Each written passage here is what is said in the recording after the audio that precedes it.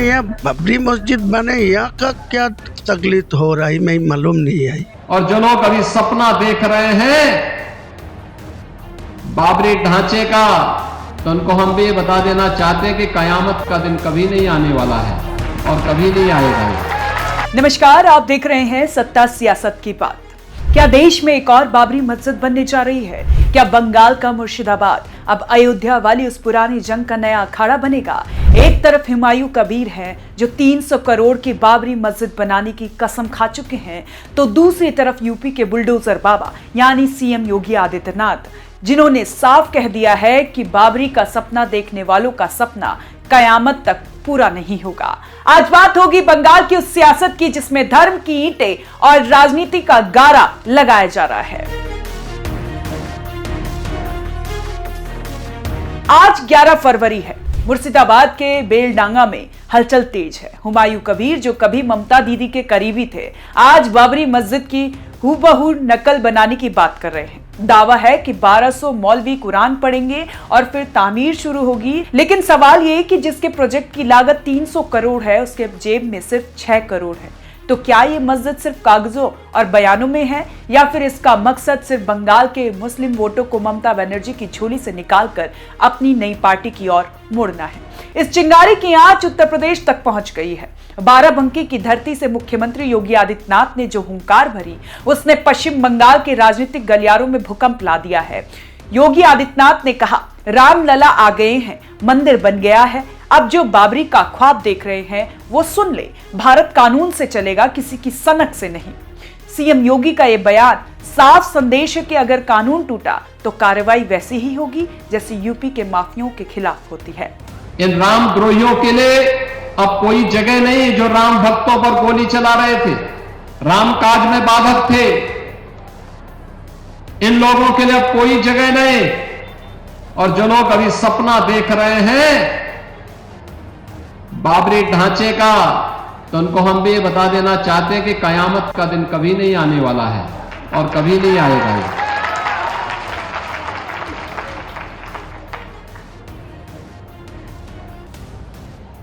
कयामत के दिन के लिए मत जियो।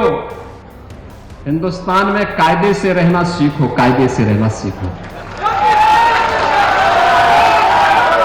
यहां का कानून मानो,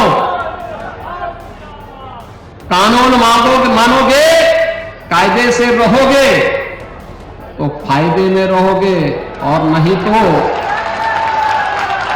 आगे का रास्ता तो फिर कहां के लिए जाता है, वह फिर कानून कोई तोड़ेगा तो वह रास्ता सीधे जहन्नुम की तरफ ही लेके जाता है, कहीं और की तरफ नहीं लेके जाता है।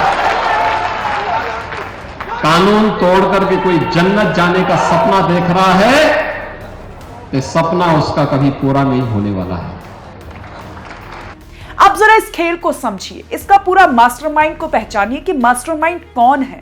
हुमायूं कबीर जो कभी कांग्रेस में थे, फिर ममता बनर्जी की कैबिनेट में मंत्री बने, और जब सांप्रदायिक बयानबाजी की वजह से टीएमसी ने धक्के मारकर बाहर निकाला तो अपनी जनता यूनियन पार्टी बना ली।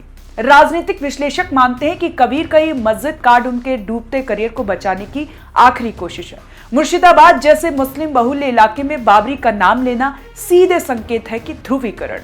वो जानते हैं कि जब तक मामला भड़केगा नहीं, उनकी राजनीति चमकेगी नहीं। ये आस्था का विषय कम और ममता बनर्जी के वोट बैंक में सेंधमारी का हथकंडा ज्यादा नजर आता है। अब आते हैं सबसे गंभीर बात पर। 6 दिसंबर को नींव की बात करना और बाबरी नाम का इस्तेमाल करना, क्या ये अतीत के घाव को फिर से हरा करने की साजिश नहीं है? 1200 मौलवियों का जमावड़ा, क्या ये मजहबी एकजुटता है या प्रशासन पर दबाव बनाने का नया तरीका? भड़काऊ मंशा, जब अयोध्या का विवाद सुप्रीम कोर्ट से सुलझ चुका है तो फिर से उसी तर्ज पर मस्जिद बनाने का ऐलान क्या देश की शांति व्यवस्था को चुनौती देना नहीं है? साफ नजर आता है कि ये मस्जिद के नाम पर लोगों को भड़काने और समाज को बांटने की सोची समझी विसात है। इस पूरे विवाद के बीच हुमायूं कबीर के परिवार को लेकर भी नया विवाद सामने आया है। पश्चिम बंगाल पुलिस ने उनकी बेटी नजमा सुल्तान के ससुर शरीफुल इस्लाम की करीब 10 करोड़ रुपए की संपत्तियों को जब्त किया है। पुलिस का आरोप है कि शरीफुल इस्लाम ड्रग्स तस्करी के मामले से जुड़े हो सकते हैं। हालांकि हुमायूं कबीर और उनके परिवार ने इन आरोपों को पूरी तरह बेबुनियाद बताया है। इसके बावजूद विपक्षी दल और कई संगठन सवाल उठा रहे हैं कि मस्जिद निर्माण के लिए आने वाले फंड का स्रोत क्या है।